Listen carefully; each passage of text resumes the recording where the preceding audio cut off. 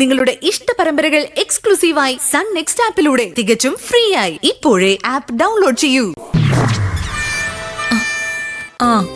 അത്രയ്ക്ക് വാശിയാണെങ്കിലേ എന്നോട് മിണ്ടണ്ട.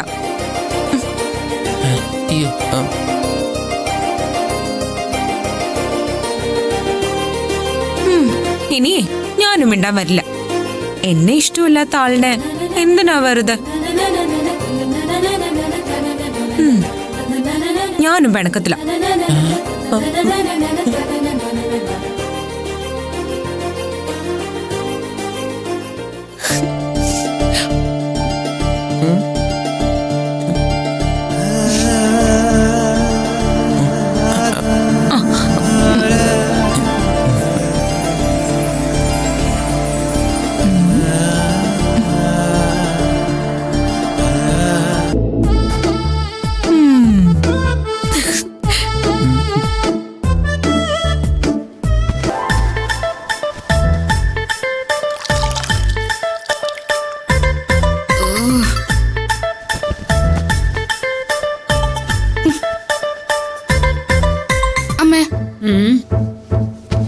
അല്ലമ്മേ, എനിക്കൊരു സംശയം.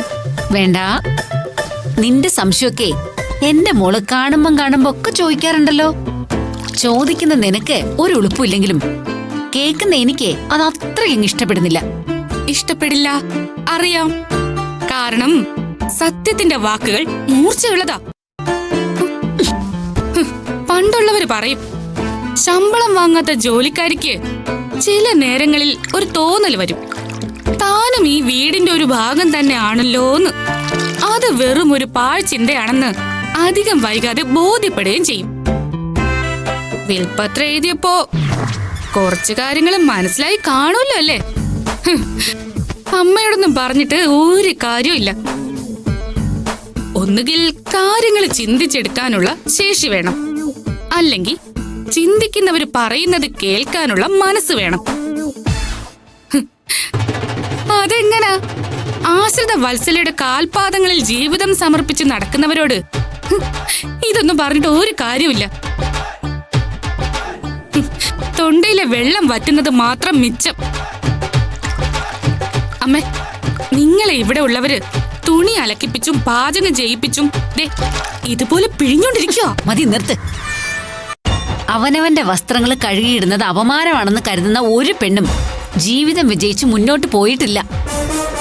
എത്ര വലിയ വാഷിംഗ് മെഷീനിൽ അലക്കിയാലും സ്വന്തം മക്കളുടെ വസ്ത്രങ്ങൾക്ക് വൃത്തി പോരാന്ന് തോന്നുന്നതും അവർക്കേ സ്വന്തം കൈകൊണ്ട് വായ്ക്ക് രുചിയുള്ള ഭക്ഷണം ഉണ്ടാക്കി കൊടുക്കണമെന്ന് തോന്നുന്നതും ഒരമ്മയുടെ മനസ്സാ. അതൊക്കെ മനസ്സിലാവണമെങ്കിലേ നീ നേരത്തെ പറഞ്ഞ ചിന്തയുണ്ടല്ലോ, ദുഷിച്ച ചിന്ത, അത് മാറണം. പിന്നെ നീ പറഞ്ഞല്ലോ, ഞാനിവിടെ ആശ്രിത വത്സലയുടെ കാൽപാദങ്ങളിൽ ജീവിതം സമർപ്പിച്ച് കഴിയുകയാണെന്ന്. അതെ, ഞാൻ അങ്ങനെ തന്നെയാ കഴിയുന്നേ, ബോധപൂർവം. നിനക്കറിയോ, നിന്റെ അച്ഛൻ പോയതിനു ശേഷം വിശ്വേട്ടൻ എന്നെ ഇവിടേക്ക് കൊണ്ടുവന്നതേ എന്നെ കൊണ്ട് പുതിയൊരു സംബന്ധം കഴിപ്പിച്ച് അയക്കാനായിരുന്നു. അന്ന് നീ ഇത്ര തലയെടുത്തിട്ടില്ല.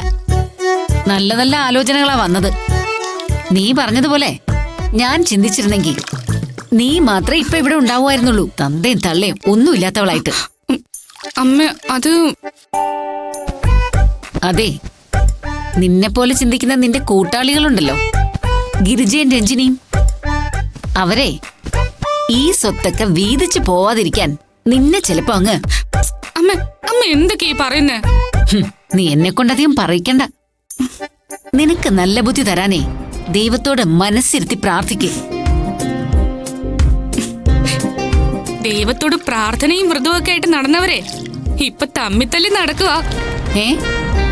ദൈവത്തോട് പ്രാർത്ഥനയായിട്ട് നടന്നവര് തമ്മിത്തല്ലി നിന്നോ? അതാരാ? ആരാ? സുമംഗലാന്റിക്ക് വേണ്ടി 7 ദിവസത്തെ വ്രതം എടുത്ത രൂപേഷേട്ടനും ആ ദർശനയും തമ്മില്. രണ്ടും ഭയങ്കര പിണക്കത്തില. എടീ, രൂപേഷും ദർശനയും ഭാര്യാഭർത്താക്കന്മാരാ. അവരുടെ സ്വകാര്യ ജീവിതത്തില് അവര് പിണങ്ങുകയോ ഒക്കെ ചെയ്യും. അത് അവരുടെ ജീവിതം, അത് അവരുടെ ഇഷ്ടം. നിനക്കെന്താ അതിൽ കാര്യം? അറിയാത്ത പിള്ള ചൊറിയുമ്പോ അറിയും. ഛെ.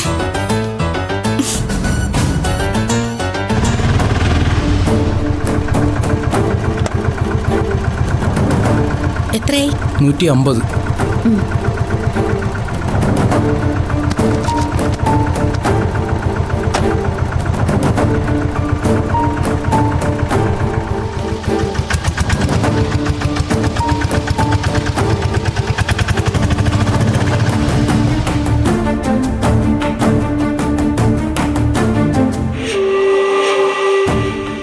ദേ വരുന്നു അപശകനം പോലെ ഒരുത്തി. കണ്ടാ തന്നെ മോന്തയ്ക്ക് വെച്ചിട്ട് കുത്തു കൊടുക്കാൻ തോന്നും. മോളെ, അയ്യോ മോളെ, അയ്യോ ആന്റി ഒന്ന് കാണട്ടെ എന്റെ മോളെ. അല്ല, എന്റെ കുഞ്ഞിനെ കാണാൻ ഞാൻ എത്ര കൊതിച്ചെന്നറിയോ? എനിക്ക് പിറക്കാതെ പോയ മോളാ നീ.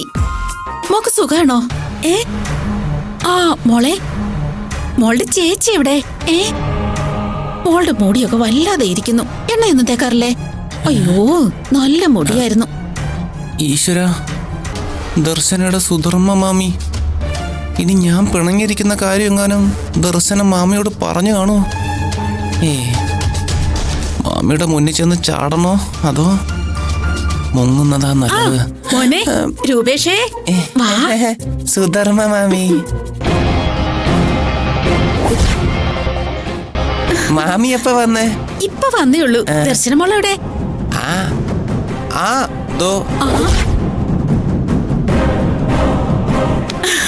മോളെ, അയ്യോ മോൾ ആകെ ക്ഷീണിച്ചു പോയല്ലോ. മോളെ, മോൾ ഈ മാമിക്ക് മാപ്പ് തരണം. എന്നും മോളെ കാണണമെന്ന് മനസ്സ് പറയാ. ഓടി വരാനൊന്നും പറ്റാത്ത സാഹചര്യം ആയതുകൊണ്ടാ. മോളെ, ഞാൻ എന്റെ മോളോട് ഒരുപാട് തെറ്റുകൾ ചെയ്തിട്ടുണ്ട്. മോളൊന്നും മനസ്സിൽ വെച്ചേക്കരുതേ. ഫോണിലൂടെ വിളിച്ചെങ്കിലും മോളോട് നേരിട്ട് വന്ന് മാപ്പ് ചോദിച്ചാലേ ഈ മാമിക്ക് സമാധാനമാകൂ, മനസ്സിന്റെ ഭാരം ഒഴിയൂ. മോളെ, ഈ മാമിയോട് പൊറുക്കണം. മാമി, എന്താ മാമി ഇത്? എന്നെ കാണിക്കുന്നേ? ഇത് ഞാൻ പണ്ട് ഏതോ അമ്പലത്തിൽ കണ്ട നാടകം പോലെ ഉണ്ടല്ലോ. എന്താ നാടകത്തിന്റെ പേര്? ഓ, നല്ല തങ്കമ്മ. മോളെ, മോൾക്ക് എന്നോട് ദേഷ്യമൊന്നും കാണില്ല, അതെനിക്കറിയാം. നല്ല തങ്കപ്പെട്ട മനസ്സാ മോനെ ഇവളുടേത്. തനി തങ്കം. മാറ. രൂപേഷ് മോൻ അറിയോ, ഇന്നലെ എന്റെ സ്വപ്നത്തിലേ അവര് വന്നിരുന്നു. ഇവരുടെ അച്ഛനും അമ്മയും. നല്ല കസവും ഉണ്ട് ഷർട്ട് വിട്ട് നകുലേട്ടനും പട്ടുസാരി ഉടുത്ത് ഇവരുടെ അമ്മയും. മെയ്ഡ് ഫോർ ഈച്ച് അതർ പോലെ ഉണ്ട്. രണ്ടുപേരും വന്ന് എന്നെ നോക്കി ഇങ്ങനെ ഇരിക്കുക. അവരെന്താ കല്യാണത്തിന് പോകാൻ വന്നാണോ? എന്നിട്ടേ ഒരുപാട് കാര്യങ്ങൾ പറഞ്ഞവര്. എല്ലാം ഈ മക്കളെ കുറിച്ചുള്ള സങ്കടങ്ങളാ.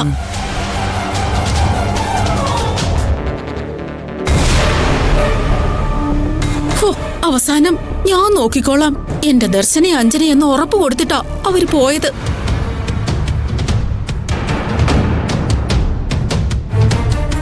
ഈ അഞ്ചുമോളുടെ കാര്യം ഓർത്തിട്ടാ അവർക്ക് കൂടുതൽ സങ്കടം. വയ്യാത്ത കൊച്ചല്ലേ ഇവള്. താഴത്ത് വെച്ചാ ഉറുമ്പരിക്കും, തലയിൽ വെച്ചാ പേനരിക്കും എന്നും പറഞ്ഞ് വളർത്തിയതാ. അല്ല ആന്റി, അവരെപ്പോഴാ ഈ സ്വപ്നത്തിൽ നിന്ന് പോയത്? അല്ല, ഈ മുണ്ടും ഷർട്ടും ഒക്കെ ഇട്ടോണ്ട് വന്നല്ലേ പറഞ്ഞത്, അതുകൊണ്ട് ചോദിച്ചു പോയതാ. അതൊരു അർദ്ധരാത്രി 12 മണിയായി കാണും. ആ സമയം ആയതുകൊണ്ടാ. അല്ലെങ്കിലേ അപ്പോഴേ ഞാനൊരു വണ്ടി വിളിച്ച് ഇങ്ങോട്ട് വന്നേനെ.